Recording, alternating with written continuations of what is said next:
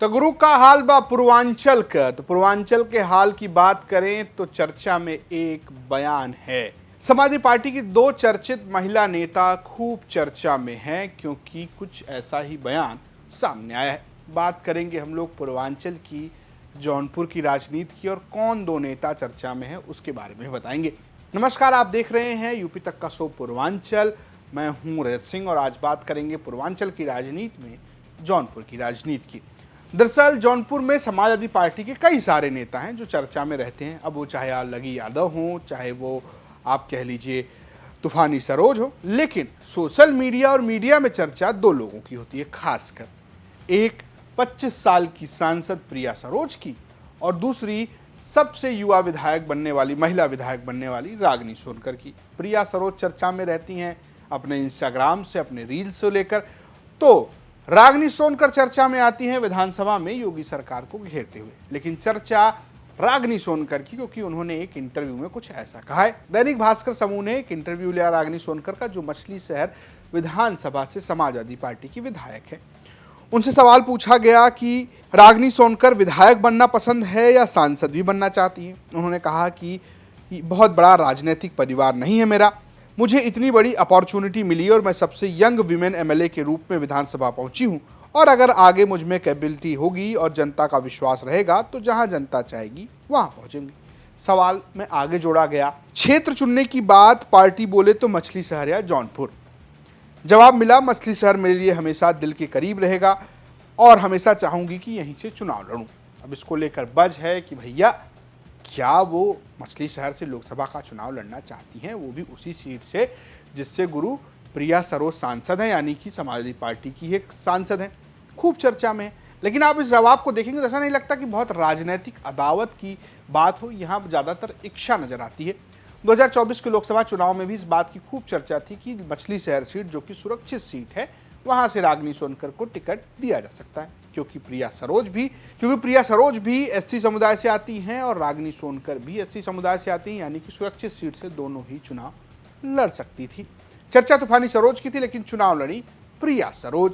लेकिन सवाल ये कहां से आया, आखिर क्यों ये सवाल पूछा गया? इस सवाल की चर्चा तब शुरू हुई जब प्रिया सरोज की सगाई में रागिनी सोनकर नहीं पहुंची। जी हाँ, लखनऊ के एक 5 सितारा होटल में जब ये सगाई समारोह हुई, यानी प्रिया सरोज के और क्रिकेटर रिंकू सिंह की, तब भैया खूब भीड़ पहुंची। अखिलेश यादव, डिंपल यादव, राम गोपाल यादव, राजीव शुक्ला समेत तमाम नेताओं की लाइन लग गई। समाजवादी पार्टी के लोग खचाखच भर गए। वो रील भी वायरल हुई कि जिसमें प्रिया सरोज बटन दबाइए साइकिल का करते हुए रील बनाती नजर आई। लेकिन रागिनी सोनकर, जो कि उन्हीं के इलाके से विधायक हैं, यानी उन्हीं संसदीय क्षेत्र से एक सीट से विधायक हैं, वो नहीं पहुंची।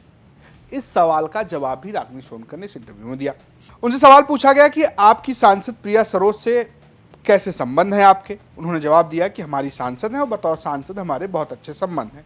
इसके बाद सवाल पूछा गया कि उनकी मंगनी में पार्टी के सभी लोग आए, आप नहीं दिखी, क्या इनवाइट नहीं हुई थी, क्या कहीं व्यस्त थी? इसके जवाब में उन्होंने कहा कि देखिए, बहुत राजनीतिक और फंसाने वाला प्रश्न है। उस समय मैं वहां उपस्थित नहीं थी और हमें जानकारी नहीं हो पाई, इस वजह से। खैर, जब उनकी शादी रहेगी तब यह प्रश्न मीडिया रिपोर्टर्स के पास नहीं रहेंगे क्योंकि वहां पर सभी लोग पहुंचेंगे। तो रागिनी सोनकर ये कहती नजर आई कि उस वक्त तो यहाँ नहीं थी, इसलिए वो सगाई में नहीं पहुंची। अब बात कर लें रागिनी सोनकर हैं कौन। तो रागिनी सोनकर मछली शहर जो विधानसभा है उससे समाजवादी पार्टी की विधायक हैं। सुरक्षित सीट है। उन्होंने 2022 के चुनाव में मेहीलाल गौतम, जो कि बीजेपी के प्रत्याशी थे, उन्हें करीबन 8000 वोटों से हराया था और चुनाव जीतकर सबसे कम उम्र की महिला विधायक बनकर सदन में पहुंची। और जब उन्होंने योगी आदित्यनाथ सरकार को अपने भाषणों से घेरा तो खूब चर्चा हुई कि भाई एक डॉक्टर, जी हाँ, वो डॉक्टर हैं, कोलकाता के मशहूर आरजीकर मेडिकल कॉलेज से उन्होंने एमबीए की डिग्री हासिल की है। डॉक्टरी करने के बाद वो एक विधायक बनी। हालांकि उनका एक अपना राजनीतिक परिवार है। हालांकि उनके पिता कैलाश नाथ सोनकर, जो वाराणसी की अजगरा सीट है, वहां से 15 साल से सुभाषपा के विधायक हैं। रागिनी सोनकर मूलतः अगर उनका आप देखेंगे जो जगह है राजनीति का, बनारस रहा है, लेकिन मछली शहर से वो लड़ी और जीत कर पहुंची, विधायक बन गई।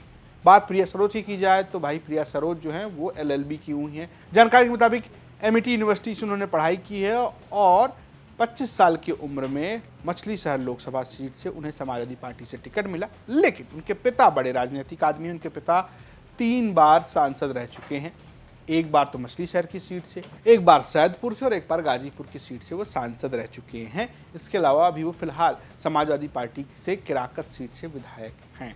चर्चा राजनीतिक अदावत की जौनपुर में होती रहती है इन दोनों के बीच में, लेकिन ये जो खूब बखेड़ा खड़ा हुआ है कि क्या रागिनी सोनकर असहज हैं या कोई राजनीतिक अदावत है प्रिया सरोज से, लेकिन अगर आप ये पूरी बातचीत सुनेंगे तो ऐसा लगता नहीं है। ऐसा लगता है कि इच्छा है कि वो भी सांसद बनना चाहती हैं। अब क्या 2029 में वो सांसद बनेंगी? क्या उससे पहले 2027 की सीट पर वो अपनी सीट मछली शहर से समाजवादी पार्टी से टिकट हासिल करेंगी? अगर हासिल करती तो क्या जीत जाएंगे? क्योंकि चर्चा ये है कि जगदीश सोनकर जो कि बीजेपी के नेता हैं, इस बार उन्हें वहां पर कड़ी टक्कर देने की कोशिश कर रहे हैं। क्या होगा? क्या पीडीए की लहर चलेगी? पूर्वांचल में क्या होगा? जौनपुर में क्या होगा? क्योंकि जौनपुर वो सीट है जो वहां पर समाजवादी पार्टी इस वक्त खूब मजबूत है। अगर आप देखें तो मलहनी सीट से लकी यादव जो कि पारसनाथ यादव के बेटे हैं वो विधायक हैं, किराकत सीट से तूफानी सरोज है, तो मछली शहर से आपको रागिनी सोनकर नजर आती हैं। इसके अलावा दोनों सांसद यानी कि जौनपुर जो जिला है उसमें 2 संसदीय क्षेत्र है, एक जौनपुर, वहां से बाबू सिंह कुशवाहा सांसद हैं, जबकि मछली शहर से प्रिया सरोज सांसद हैं। अब यहाँ पर उम्मीदें सपा को बहुत है, लेकिन क्या ये जो कुछ भी हो रहा है कोई खेमेबाजी है या सिर्फ और सिर्फ एक इच्छा है, ये खूब चर्चा में है। आपको क्या लगता है भैया? हमें कमेंट बॉक्स में जरूर बताएं। और पूर्वांचल की राजनीति का क्या हाल है, क्या घट रहा है, कौन क्या कर रहा है, इसकी जानकारी भी आप हमें कमेंट बॉक्स में दे सकते हैं। फिलहाल देखते रहिए यूपी तक। नमस्कार।